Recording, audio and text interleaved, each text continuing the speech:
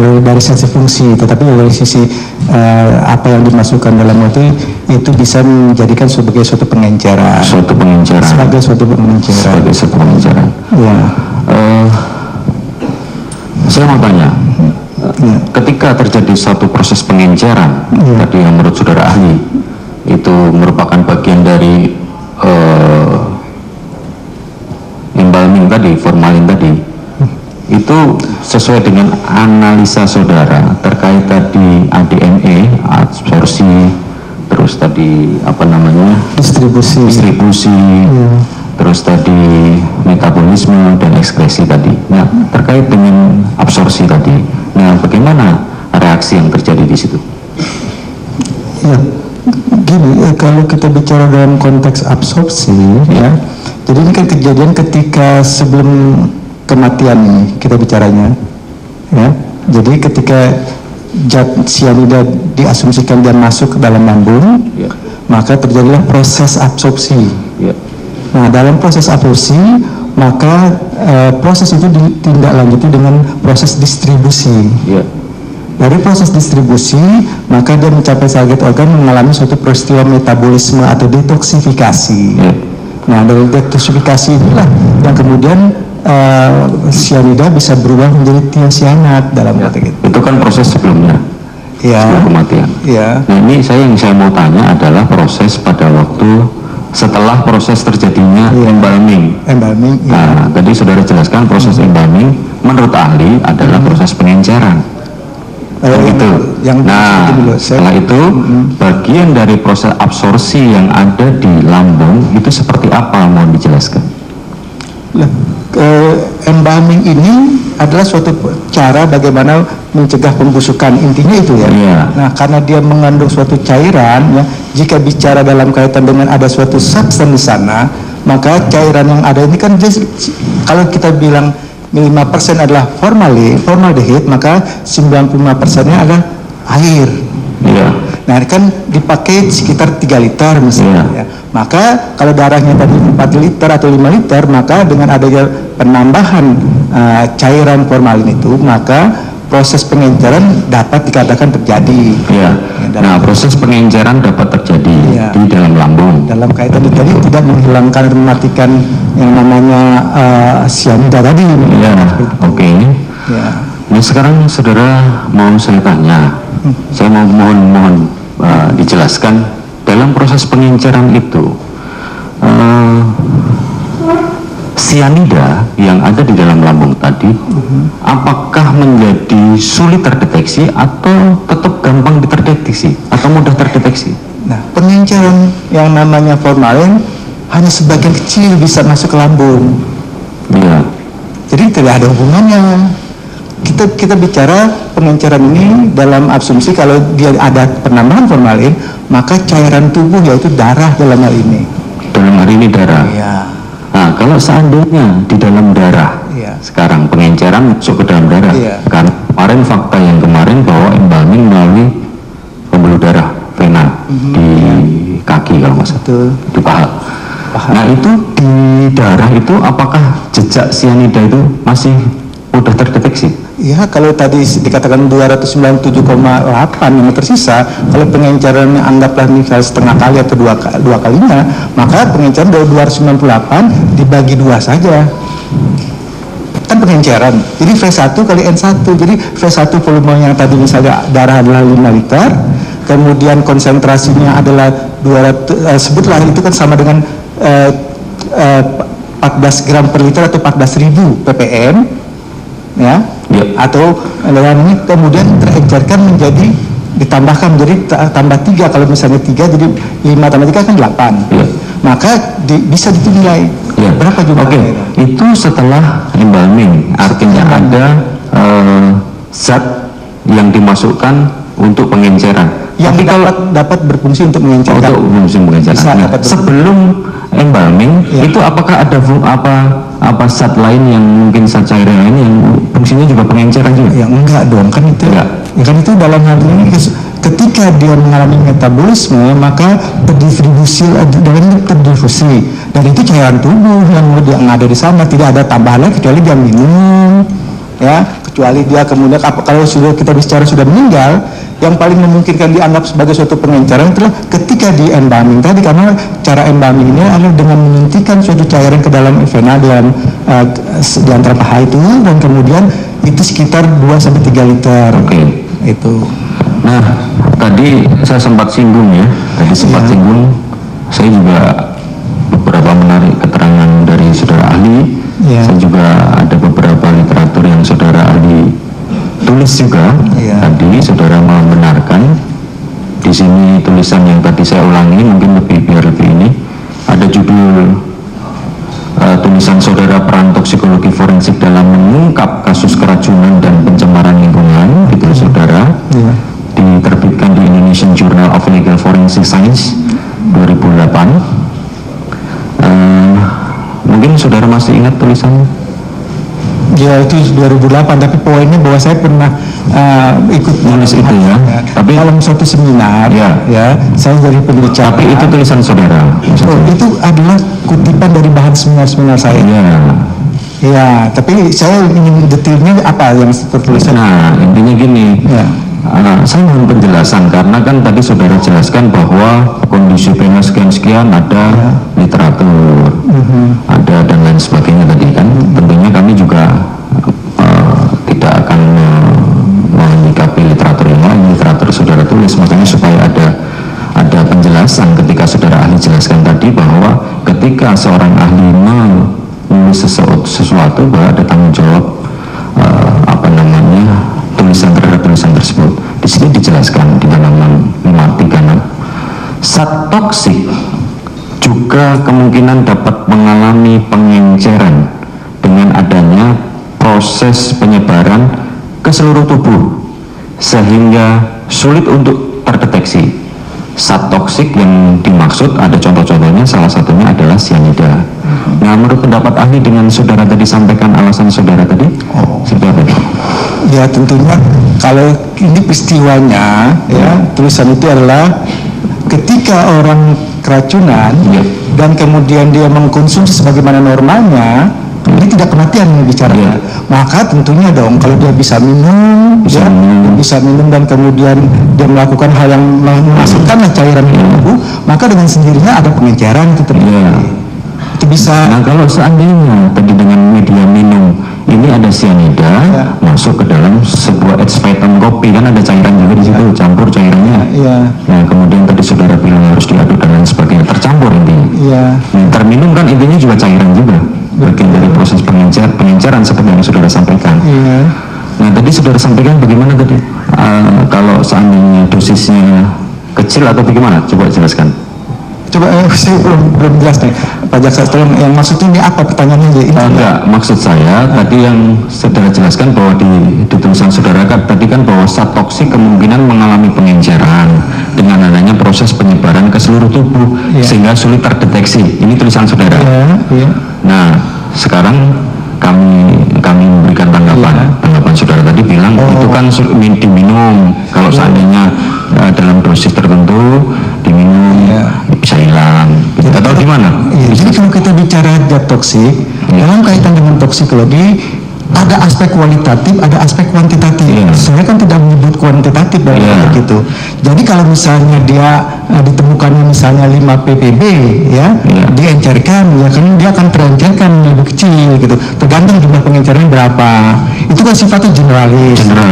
Dalam konteks bahwa tidak ada kuantitatifnya, kecuali kalau saya katakan karena tulisan saya itu adalah bukan tulisan yang pengertiannya hasil riset detailnya, generalis saja bahwa lalu ada zat toksik dan kemudian kita mengkonsumsi dalam minuman dan sebagainya, cyanida atau apapun. Enggak cyanida di sini dalam kaitan ini cyanida karena kan tulisan saudara juga cyanida. Karena jumlahnya tidak ada kuantitatif, saya jelaskan bahwa pengenceran dalam jumlah tentu bisa terjadi, bukan berarti dalam pengertian ini adalah kemudian pengencerannya kalau dari jumlahnya kecil mungkin saja kalau misalnya dalam hal ini 1 ppm ada, kan orang kena itu cyanida bisa ada berapa. Terkait proses pengenceran itu bisa menyebabkan satu zat toksik khususnya cyanida itu menjadi tidak terdeteksi.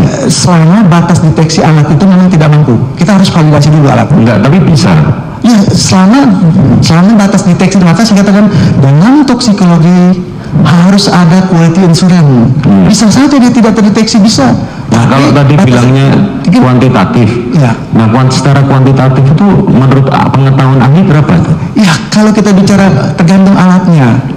Ya, jadi kalau saya katakan, kalau saya punya menggunakan metodenya spektrofotometer, ya, dia hanya berdasarkan absorbansi yang setara dengan konsentrasi, maka kemampuan alat itu hanya sampai 100 ppb. Jadi kalau ada 10 ppb, ya harusnya dikatakan tidak terdeteksi. Kemampuan alat. Sekarang gini, ya. Saya mau tanya lagi, ya.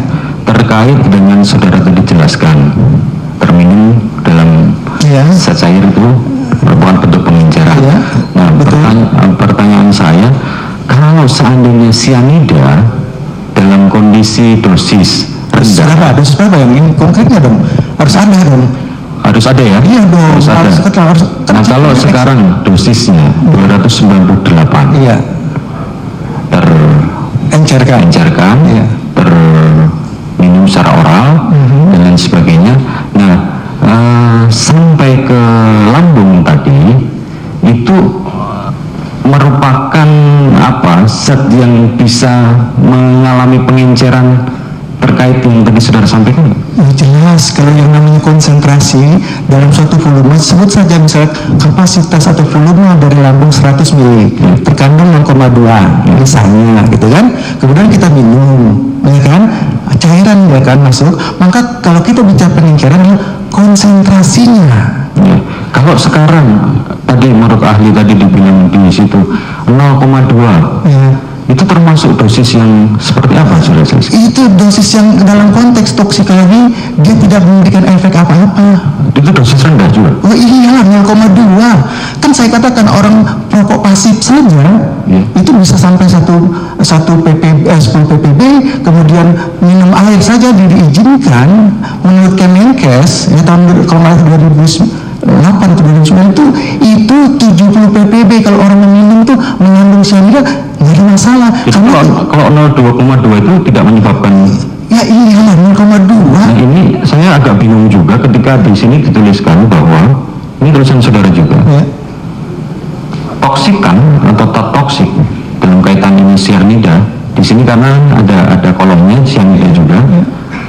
Ini tulisan saudara dalam jumlah sedikit dalam kurung dosis rendah dapat menyebabkan kematian atau penyakit dalam kurung efek merugikan yang secara tiba-tiba. Nah, terkait dengan saudara tadi sampaikan gimana? Ya, kalau kita bicara dosis rendah itu efek ini, ya, kalau kita bicara dosis rendah, efek toksik itu ada efek jangka akut, subakut, kronis.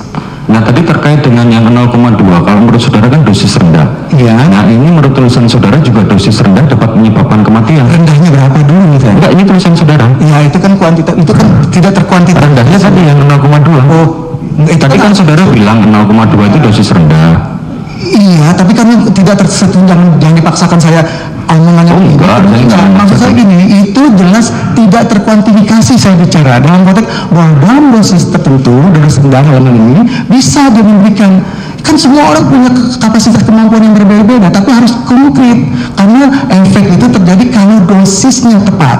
Tapi tulisan di sini tidak ada kuantitatif kan? Enggak, tulisan di sini. Ya, maksud saya tulisan di sini. Ya.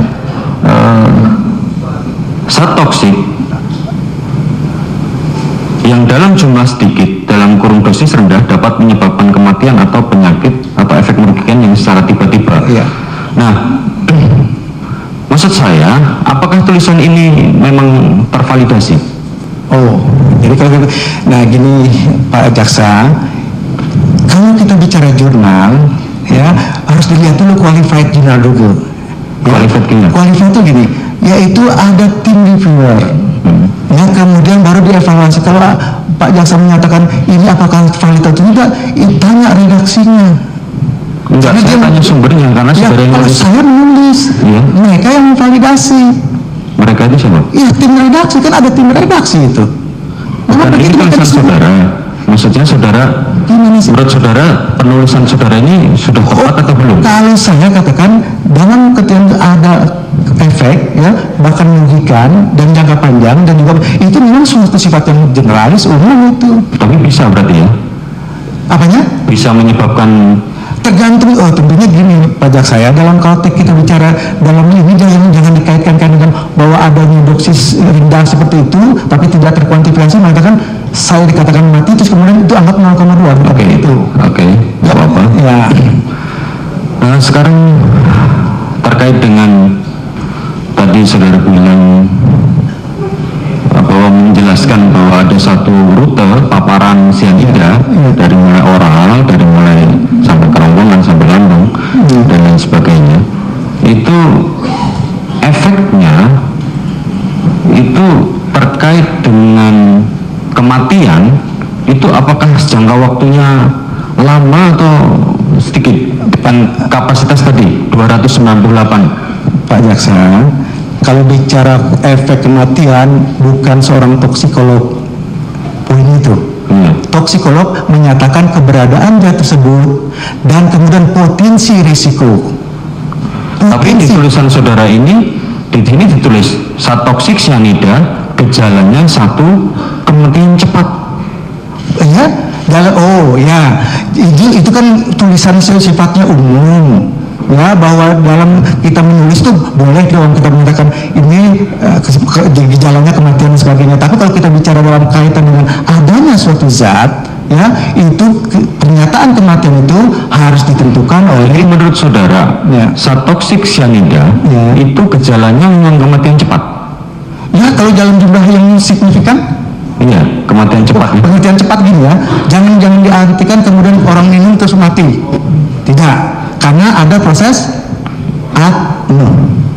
Iya, di sini tulisannya kan cyanida gejala kematian cepat. Ya. Saya hanya mengklarifikasi tulisan saudara. Iya, saya klarifikasi dalam bentuk itu bahwa apne. Saya tadi bicara ada apne, ya. Jangan melihat satu tulisan sesimpel itu Pak Jaksa, holistik lah. Saya sudah secara komprehensif menilai. Lihatlah. Makanya saya konfirmasi kepada saudara penulis, biar supaya kami nggak salah. Iya betul. Tapi kan jangan potong-potong gitu Pak Jaksa. Tulis bacalah seluruhnya. Semua udah saya tulis, saya baca. Makanya saya konfirmasi. Terima kasih. Kalau bicara kayak tadi, saya pikir itu beda ya. Terus kemudian gini.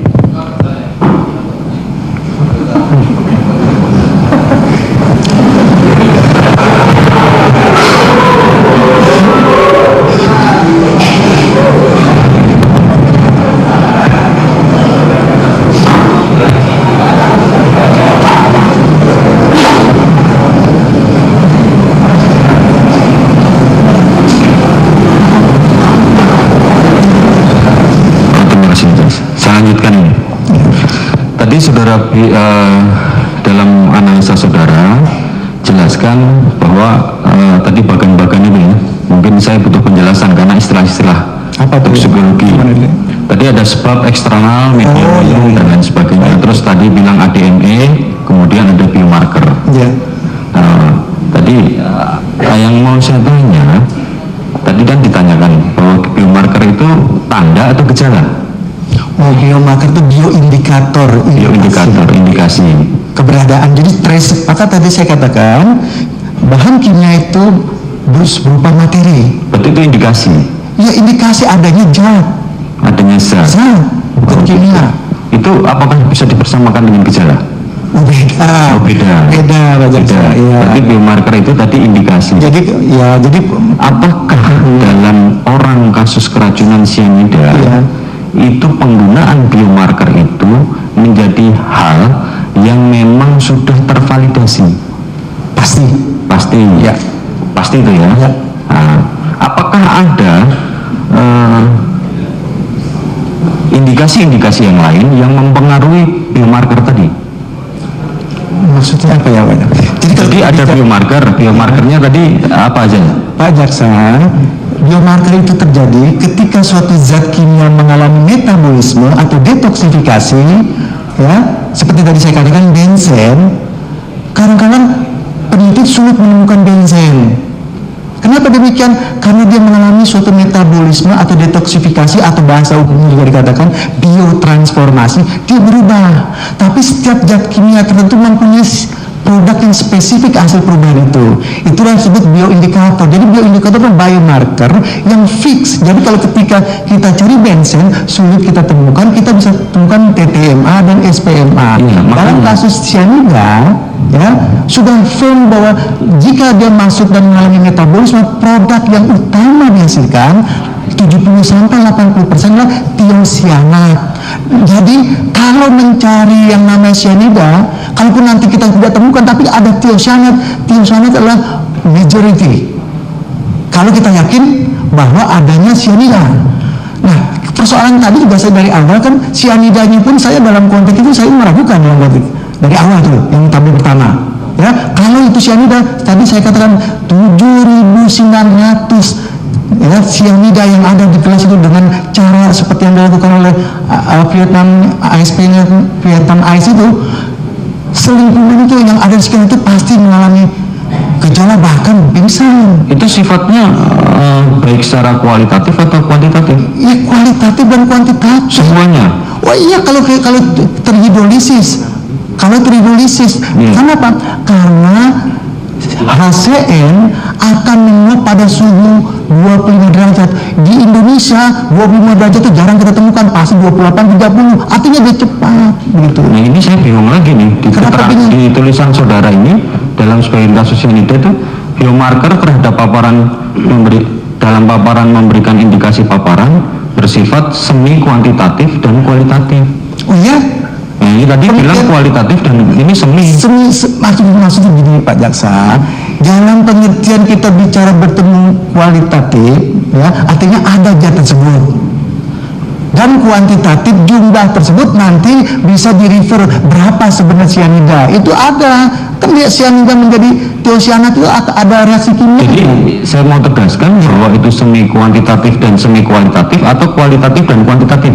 Tegasnya itu memang suara kuantitatif. Kuantitatif, ya, kualitatif. Bisa kuantitatif. Berarti tulisan ini nggak bahas. Ya, kalau dalam konteks itu oke lah. Kalau Pak Jaksa menyatakan itu pengertiannya tertulis itu suara semi kuantitatif, artinya penjelasannya adalah bahwa dia menggambarkan keberadaan zat tersebut dan itu bisa dikonversi secara kuantitatif berdasarkan sumber awalnya. Kenapa? Karena yang namanya bioindikator adalah produk dari sumber awalnya. Iya, makanya ini tulisan saudara juga mengatakan bahwa walaupun penggunaan biomarker dapat memperbaiki metode kajian terhadap paparan, penggunaannya masih memiliki keterbatasan, terutama karena baru sedikit biomarker yang tervalidasi.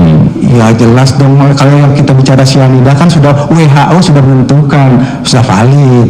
Berarti tulisan saudara yang ini tidak, yang penggunaannya masih memiliki sedikit biomarker yang tervalidasi ini gimana maksudnya? Ya tentunya kalau kita bicara dalam kaitan dengan cyanida, ya sejak sebenarnya ditemukan itu dia sudah tervalidasi. Kalau kita bicara di sini tertulisnya memang dalam kaitan dengan tulisan saya lama yang waktu itu dinyatakan itu perlu tervalidasi, ya bisa saja dalam pengertian kita. Jadi bisa saja divalidasi. Enggak sedikit biomarker yang tervalidasi ini berarti maksudnya banyak Pak Jaksa. Enggak terkait dengan cyanida.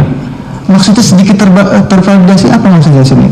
Penggunaannya masih memiliki keterbatasan, terutama karena baru sedikit biomarker yang tervalidasi. Nah, artinya apa sedikit biomarker apa itu? Biomarker yang tadi. Artinya Pak Jaksa. Nah, sekarang ada tantangannya penggunaan biomarker, ada identifikasi, ada beberapa bisa perubahan akibat paparan. Oh ya, karena kan paparan itu menggambarkan masuknya zat itu dan kemudian biomarkernya yang akan ditentukan. Oh, berarti ada perubahan akibat paparan. Oh, kalau paparan zatnya sama, jumlah kuantitatifnya akan berubah. Termasuk pengenceran tadi. Oh, pengenceran bisa terjadi tuh logis. Oh, bisa.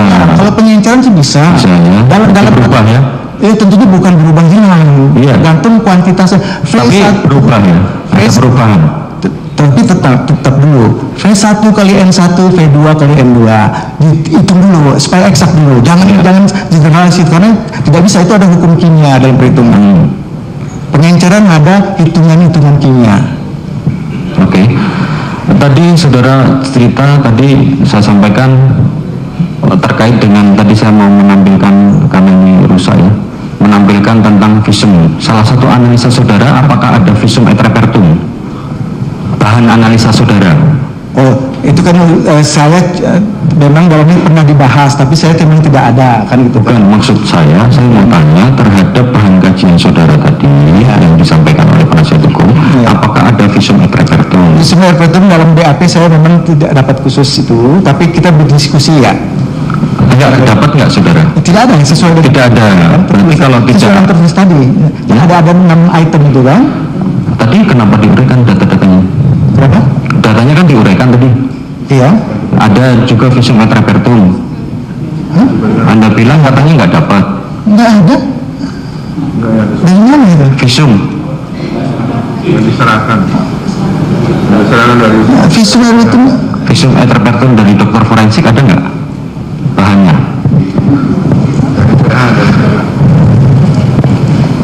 Tidak ada. Dalam laptop ahli ini ada visum tercantum di situ atau tidak? Visum et repertum atas nama Mirna Salihin.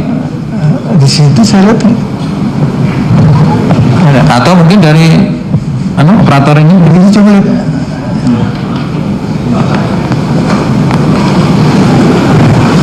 Atau singkatnya begini, apakah ahli juga menganalisa tentang visum et repertum atas nama Nirma Solihin? Tidak dalam ini. Ya, kita ya sudah. Tidak ya, berarti tidak ada analisa tentang visum et repertum ya. Dan itu Saya tegaskan. poinnya. Apa aja?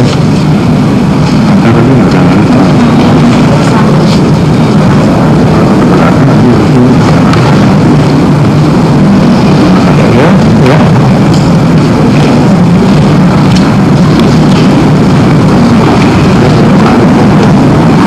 Arif, dokter.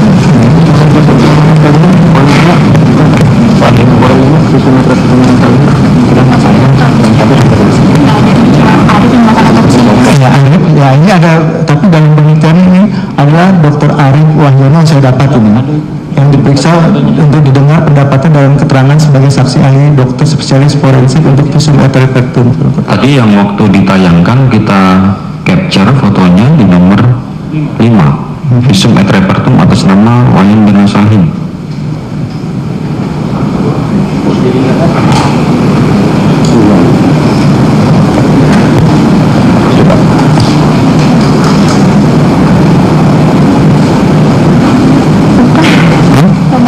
Nomor ini berita acara pengujian. Berita acara pengujian yang nomor 5. Visum nggak ada? Visum nggak diberikan? Oh, oke. Berarti visum nggak ada ya?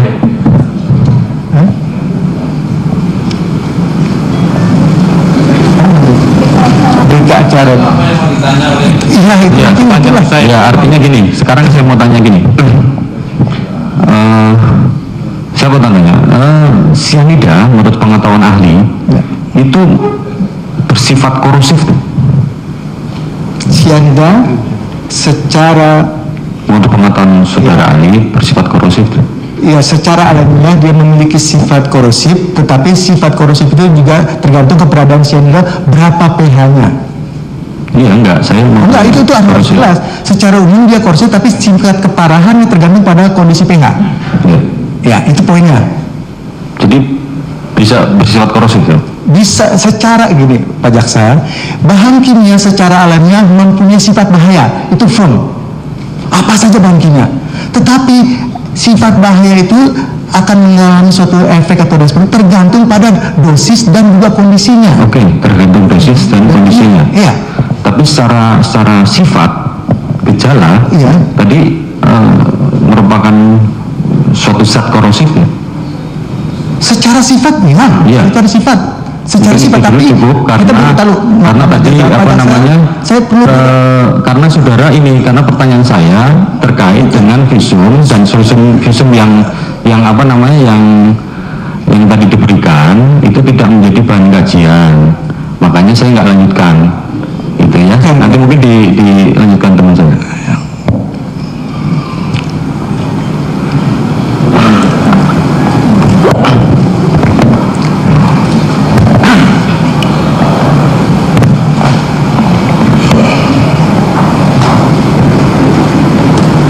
Terima kasih ahli. Ahli tadi sudah menjelaskan tentang ADNO atau absorpsi, distribusi, metabolisme, dan ekskresi ya. Dimana tadi juga ahli sudah menjelaskan bahwa absorpsi ada penyerapan melalui membran sel, dan menurut ahli tadi absorpsi itu hanya dapat dilakukan pada organ lambung. Oh, maaf. Peristiwa absorpsi memang terjadi di lambung dan juga pada organ-organ sel lainnya. Kalau itu masuk ke target organ juga harus proses absorpsi. Jadi organ apa saja yang bisa melakukan absorpsi kalau gitu? Ya semua ya, gini, yang namanya organ manusia tersusun dari jaringan organ, ya jaringan organ tersusun oleh sel. Ya, ketika suatu zat akan memberikan suatu respon, maka dia harus terserap dulu. Oke. Jadi artinya semua organ bisa melakukan absorpsi ya? Dengan sendirinya. Artinya berarti lidah juga bisa mengabsorpsi. Pasti. Jadi tidak hanya lambung saja yang bisa melakukan absorpsi ya? Ya, tapi gini, untuk dalam kita bicara absorpsi, mekanisme absorpsi terjadi pada target-target organ. Ya, mekanisme absorpsi terjadi pada target-target membran. Sasaran organ, sasaran target organ. Oh, target organ sasaran. Maksudnya gimana? Jadi kalau misalnya cyanida punya target organnya apa, ya, dan kemudian dia akan menyerap, misalnya dia sampai ke distribusi ke hati, maka dia diserap dan kemudian dalam sel hati itu akan terjadi proses metabolisme. Maksudnya begini, target ya, kalau bahasa target itu istilahnya sesuatu yang disengaja ya, targetnya. Dalam hal ini, apakah tadi dijelaskan cyanida target organnya apa? Apakah organ-organ itu sengaja menjadi target dari cyanida? Artinya hanya organ-organ tertentu saja yang akan terpapar cyanida, atau seluruh organ yang bisa melakukan absorpsi seperti keterangan ahli tadi? Nah, karena cyanida gini Pak Jaksa, setiap bahan kimia punya profil perilaku masing-masing. Nah, dalam kasus cyanida, karena mekanismenya dia menyerang yang namanya blocking oksigen, dan blocking oksigen itu ada dalam aliran darah, maka darah tentunya akan disuplai kemana-mana kan gitu. Nah, kalau kita bicara cyanida, dia yang sudah pasti diketahui ke hati, ke sistem saraf, dan juga pada hal tertentu adalah bagian-bagian usus besar tertentu. Sistem saraf itu termasuk otak? Oh iya, dengan sendirinya. Ya. Jantung juga termasuk. Itu termasuk yang disebut sistem saraf itu ada otak, jantung, belakang gitu. Itu namanya organ. Jadi itu yang dijadikan targetnya cyanida. Artinya berarti seluruh organ. Iya. Ada nggak yang tidak menjadi target cyanida? Ya, kalau kita bicara dalam kaitan dengan misalnya tentunya apalagi kalau kita bicara ginjal juga termasuk ya kan. Jadi kalau kita bicara organ kan organ-organ vital itu seperti organ vital ya. Jadi artinya berarti seluruh organ itu sebenarnya mampu melakukan absorpsi ya. Yang terserang lah dalam melalui mekanisme absorpsi. Namanya. Tadi mekanisme absorpsi kemudian apne ya. Apne kan D-nya distribusi cairan darah ya. Nah, saya pertanyakan ketika tadi kemudian diabsorpsi, apakah kalau tidak ada pembuluh darah yang terbuka itu juga bisa terserap oleh darah? Artinya begini, didistribusikan dengan cairan darah, pembuluh darah tentunya kan begitu ya. Ketika cyanida itu misalnya hanya menempel saja di tangan, apakah juga kemudian bisa didistribusikan oleh darah? Begini ya jaksa yang saya hormati, jadi itu namanya paparan melalui organ kulit. Dan mekanisme absorpsi pertama itulah yang terjadi. Jadi kalau suatu zat toksik masih ada di luar, maka dikatakan masih di luar organ. Sama dengan istilah juga di lambung tadi. Nah, ketika ada di kulit, maka kalau dia terserap, maka terserap bagian kulit ada namanya dermis dan epidermis, dan kemudian ada bagian saluran darah. dan disitulah terserap sampai ke saluran darah. Makanya paparan itu bisa melalui inhalasi, pernapasan, melalui mulut, melalui kontak kulit, dan jika sampai kontak kulit terjadi, maka akan terserap oleh bagian yang tadi saya katakan saluran darah tadi, dia akan mendistribusi di sana. Ya, artinya yang kami ini orang awam masih belum bisa memahami, mohon dijelaskan bagaimana darah itu akhirnya bisa mendistribusikan cyanida. Artinya apakah harus ada perlukaan dulu? Kalaupun harus ada perlukaan dulu sehingga itu kemudian darah kemudian mengandung cyanida, karena yang mendistribusikan kan darah tadi kan begitu ya. Nah, atau tidak perlu ada perlukaan dengan melewati dengan terpapar saja, misalnya di mulut, kemudian masuk ke tenggorokan, kerongkongan sampai lambung tanpa ada perlukaan, itu darah bisa mengandung cyanida. Baik Pak Jaksa, jadi kalau kita bicara mekanisme absorpsi di target organ atau di organ, dalam ini kita bicara kulit, ya. Pertama, absorpsi itu terjadi melalui mekanisme difusi, transfer aktif, dan pasif. Jadi ketika dia masuk, ya, tergantung zatnya. Tadi saya katakan tergantung zatnya. Saya sebagai contoh misalnya, ya, antara ini kan kita sering dilakukan tes uji tangan kita untuk kalau iritasi kan gitu kan. Nah, kalau bagian sini yang agak lebih sensitif ini, sebagai satu contoh saja, kita berikan di sini bensin tangan kanan kita, atau yang pernah terjadi, ya, bahkan senyawa-senyawa yang toksik dari sebut sajalah pestisida tertentu diberikan di sini kanan, dan sebelah kiri diberikan yang namanya air, maka Tuhan sudah memberikan perlindungan pada kita, ya. Ya, kalau yang kontaknya adalah air, maka relatif agak sulit terserap. Tapi dia bisa terserap. Ya, tadi sudah dijelaskan tadi. Ya. Nah, kalau dia misalnya zat-zat yang sifat toksik, maka dia tetap juga bisa terserap relatif lebih cepat. Nah, penyerapan ini adalah awal dari atau pintu gerbang dari masuknya zat itu ke dalam sistem hidup kita. Dalamnya, kalau dia melalui absorpsi kulit, maka terserap dan kemudian dibawa sampai kepada aliran darah, didistribusikan. Darah itu kan dipompa, jadi dia mendistribusikan ke bawah target organnya. Tadi kan berarti kan itu darah juga mendistribusikan. Kalaupun tidak ada perlukaan, sebenarnya juga tidak ada masalah itu. Ikut terabsorpsi kan? Bisa dalam konteks itu bisa.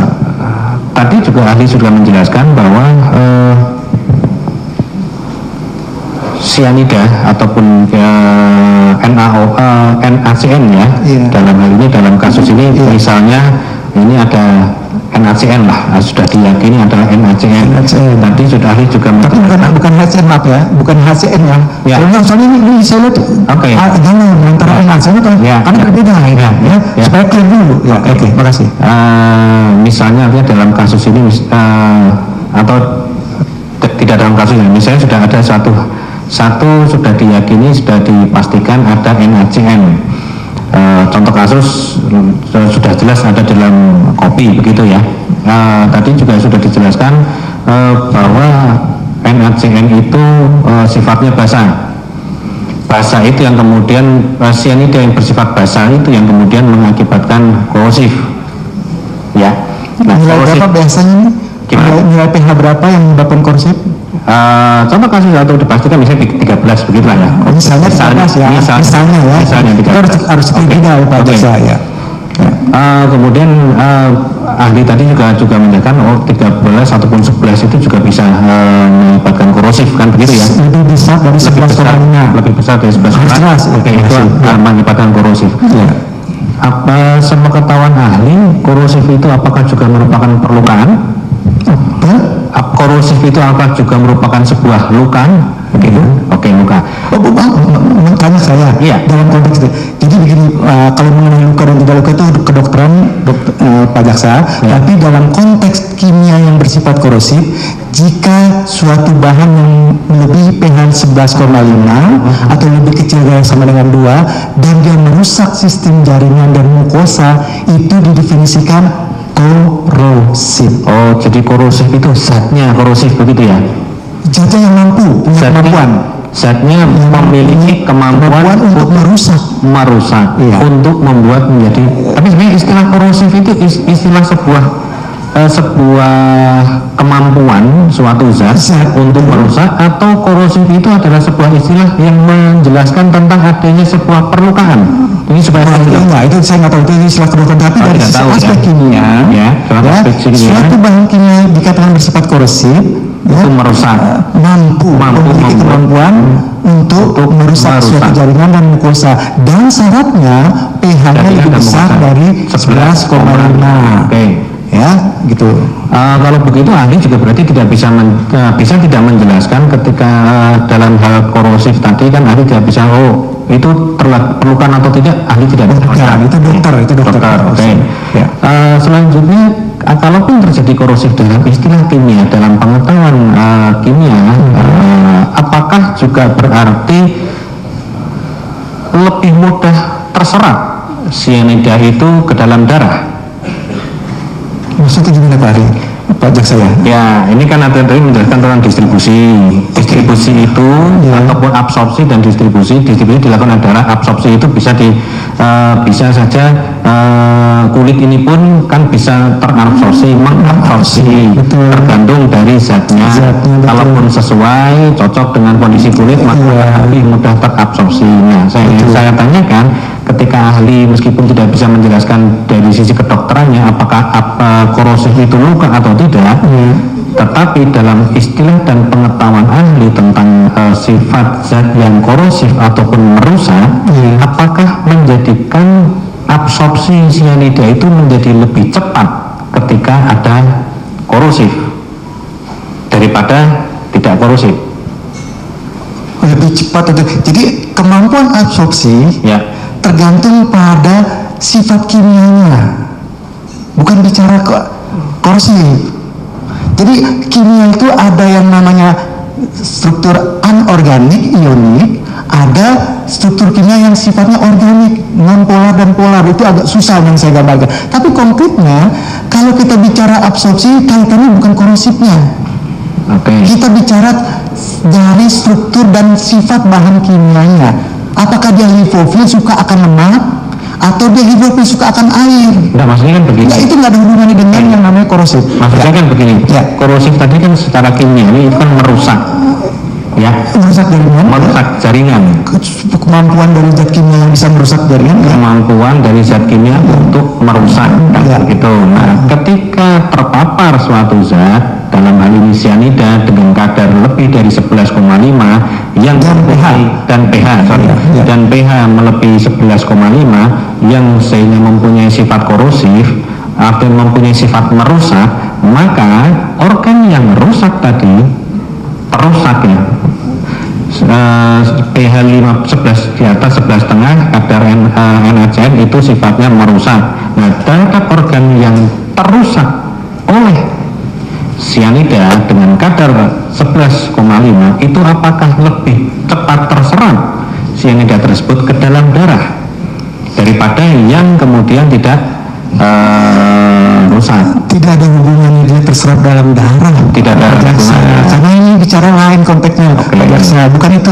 Jadi konsep itu pemahamannya salah itu menurut saya dalam konteks ini. Itu sudah. Nah, yang benar jadi pemahamannya sifat kimianya dulu kita lihat.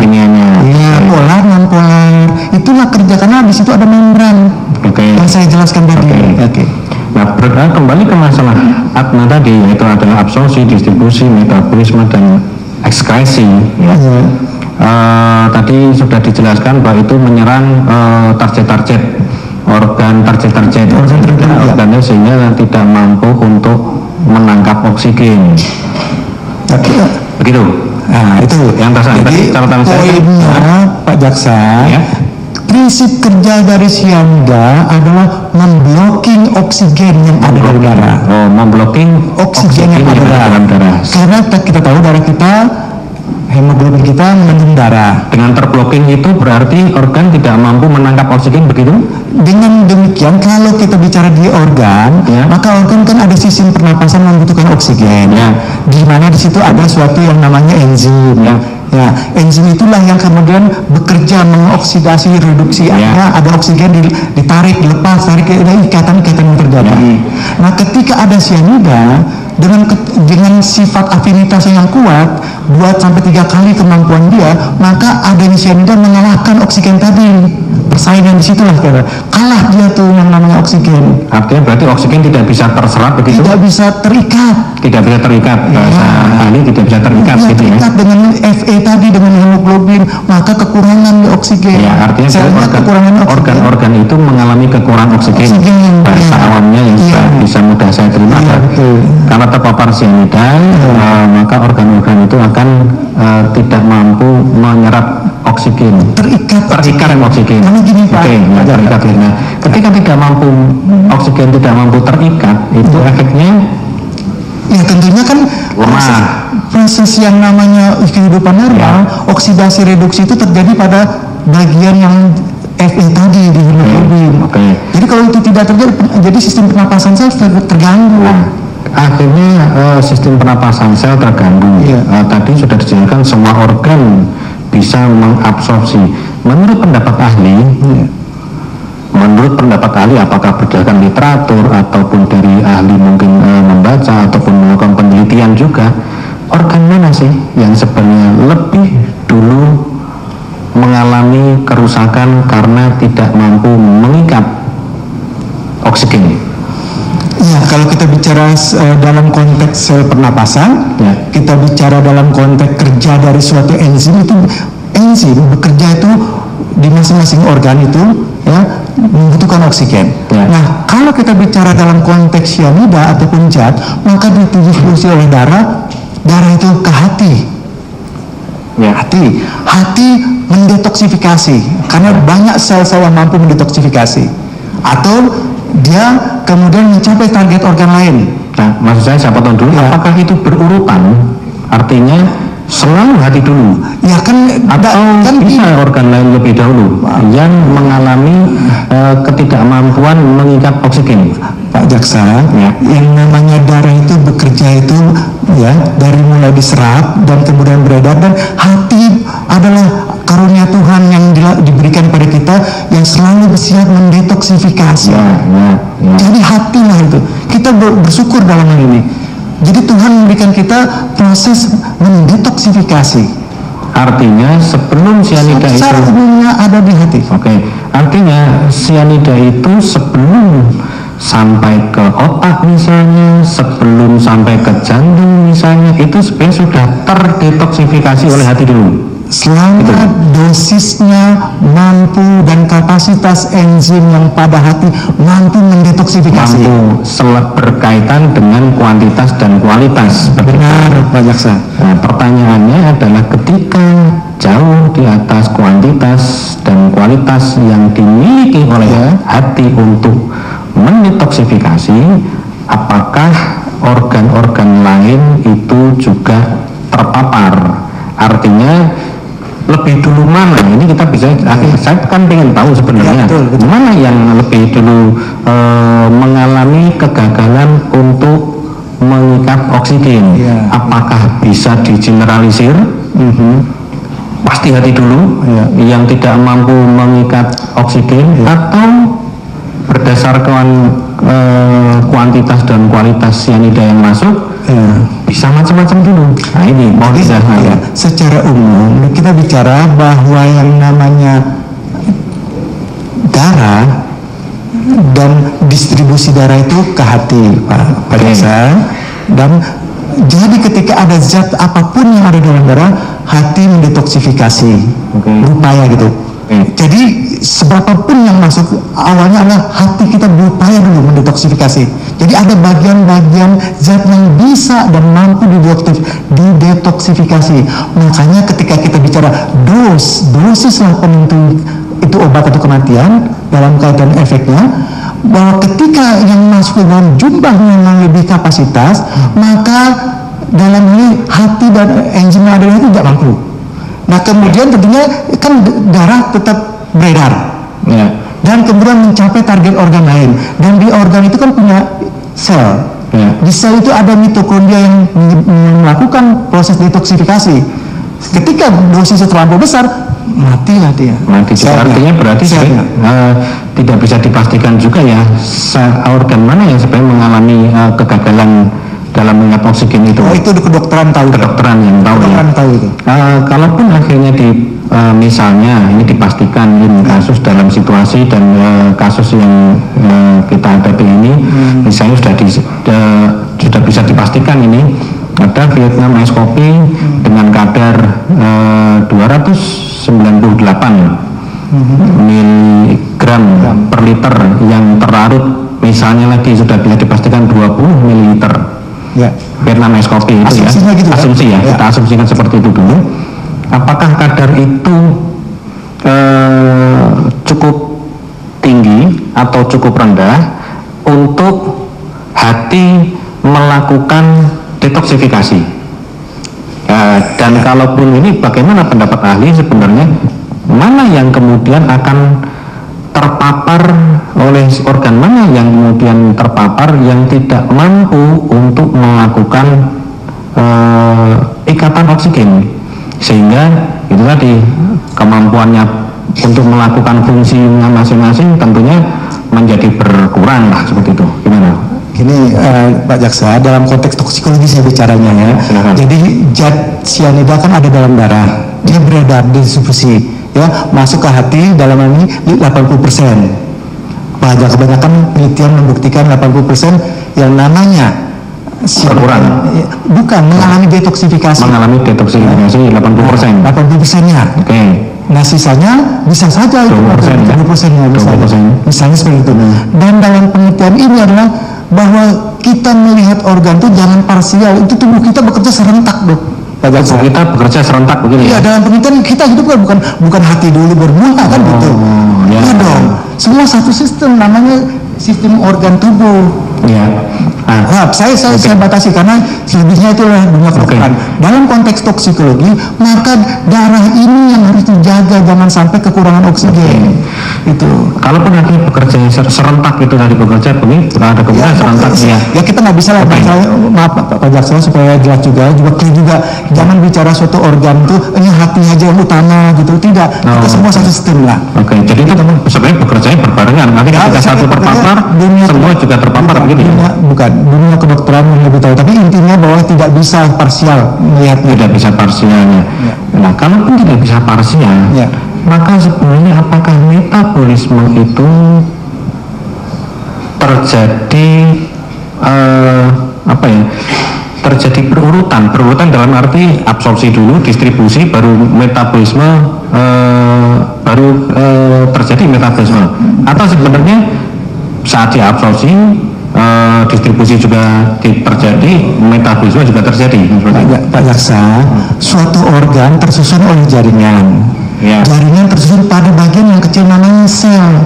Jadi di dalam suatu organ banyak sel-sel Pak Jaksa. Sel itulah tempat terjadinya proses metabolisme. Tetapi sebelum terjadi proses metabolisme, ada proses absorpsi dulu. Dan kemudian didistribusikan.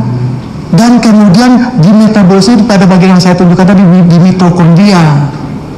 Di situ terjadi semua sel organ begitu Pak Jaksa. Maksud saya begini, ketika memang terjadi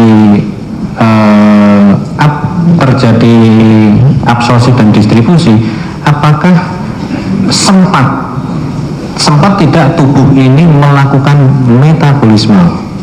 Karena ketika distribusi, ketika terabsorpsi kemudian terjadi kan tertutup ini. Tadi ahli kan mengatakan itu sebenarnya serentak kan begitu. Makanya mampu tidak sebenarnya sempat tidak melakukan metabolisme. Saya katakan sempat Pak Jaksa, bukan sempat, nggak harus bahwa absorpsi itu selalu penyerapan, distribusi dan metabolisme, atau penyerapan dan kemudian terjadi proses metabolisme. Subuh selalu, karena anugerah Tuhan bahwa diberikan suatu alat yang namanya metabolisme. Artinya apa? Itu adalah salah satu upaya tubuh kita ya menghadapi musibah dalam penelitian racun. Nah, metabolisme itu hanya terjadi di hati saja? Tidak. Metabolisme terjadi di seluruh organ, di seluruh organ. Iya. Ada di seluruh organ. Gitu. Oke. Kemudian tentang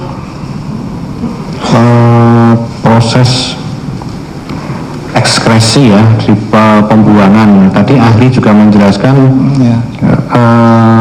umumnya di urin. Tapi bisa juga melalui pernapasan ataupun keringat. Betul. Nah, ekskresi bahkan tambahkan limpe juga, kita pup gitu. Oh ya, itu bagian ekstrim dalam PAP juga. Nah, apakah berarti juga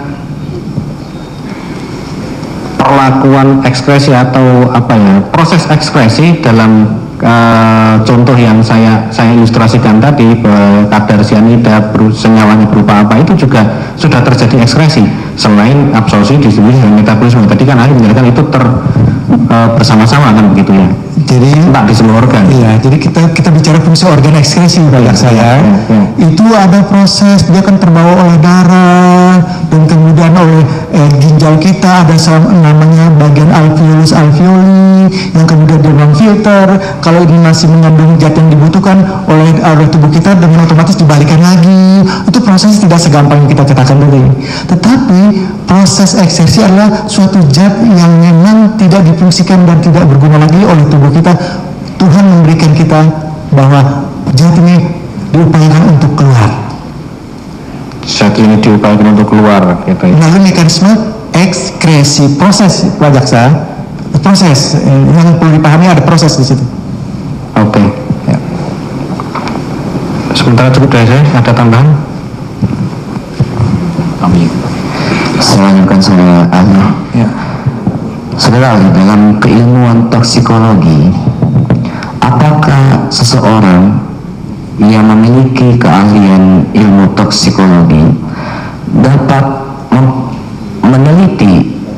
meneliti sesuatu objek yang ada racunnya atau apa, sehingga dia melakukan penelitian, sehingga dia dapat menghasilkan kesimpulan kapan perkiraan tentang waktu racun tersebut dimasukkan?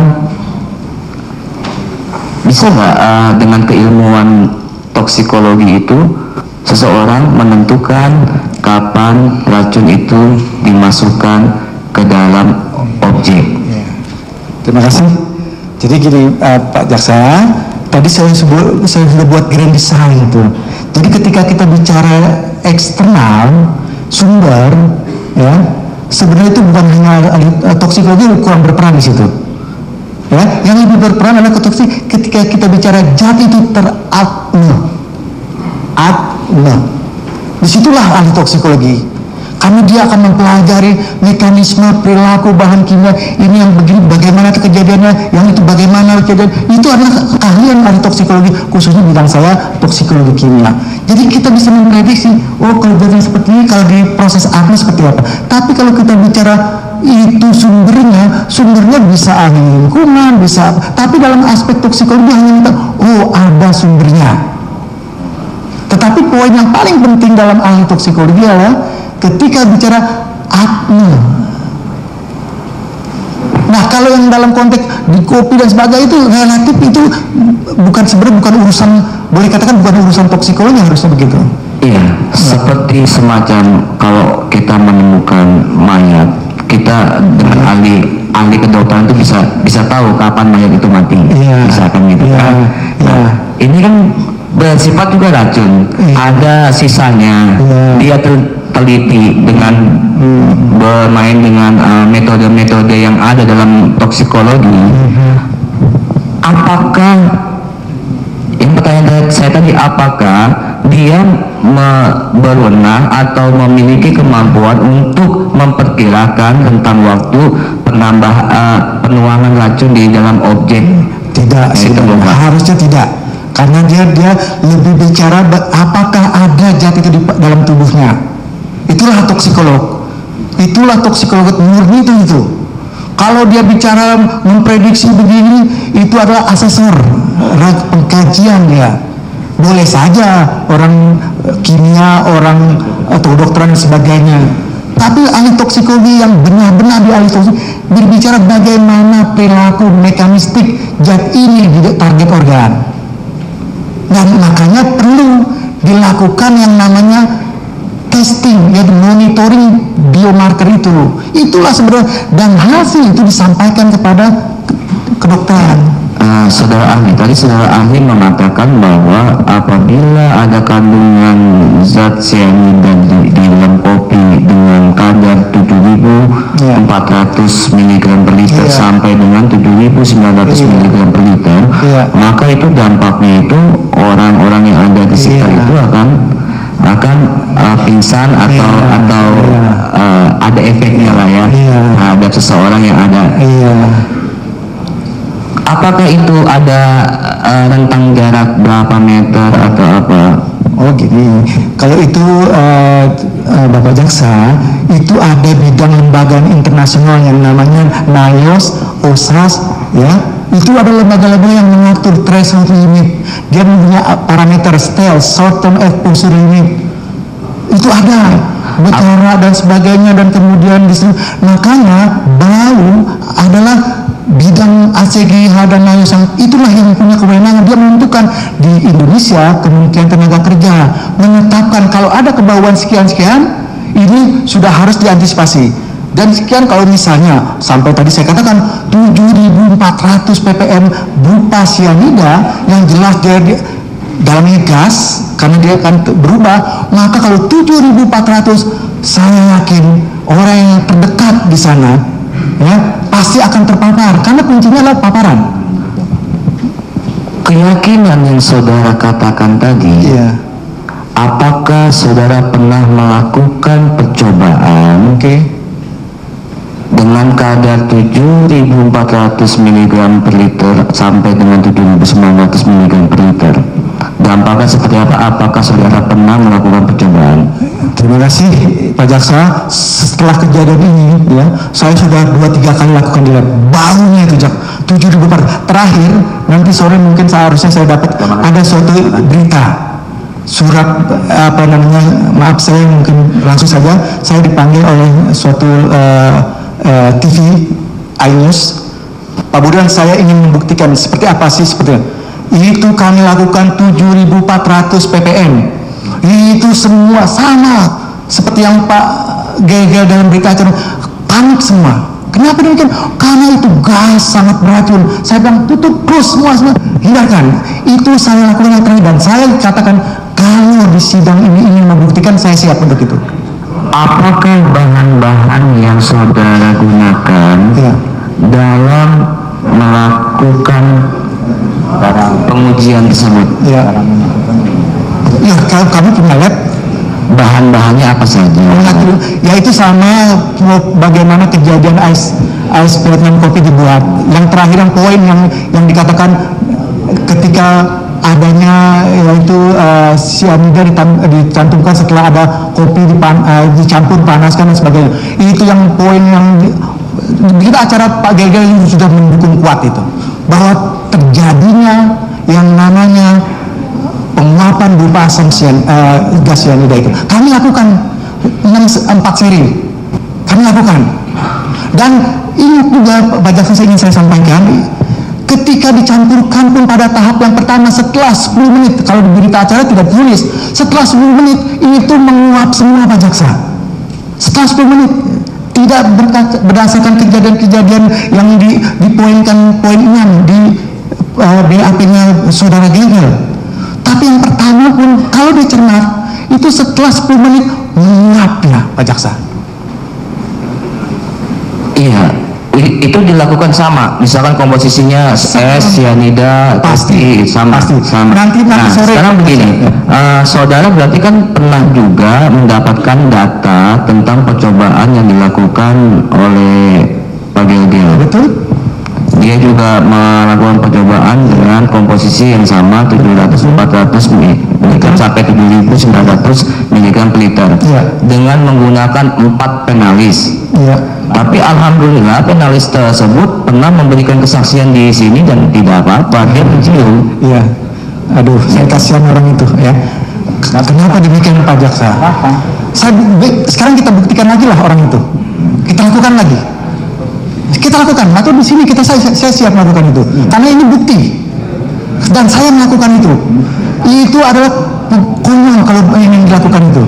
Pada saat saudara melakukan penelitian tersebut, apakah saudara membuat laporan tentang hasil penelitian yang telah saudara lakukan? Ini kan uji coba Pak Jaksa, itu nanti akan saya akan lakukan riset tentang itu. Ya, tapi jelas kami coba apa-apa yang sudah kami lakukan itu. Ya, saya katakan kalau ingin bukti saya siapkan. Ya, kita lakukan sama-sama dalam konteks itu. Yang saya tanyakan adakah laporannya? Ya, betul. Nanti Inus nanti malam. Yang saya tanyakan apakah ada laporannya? Oke, Rocky. Ya saya tidak.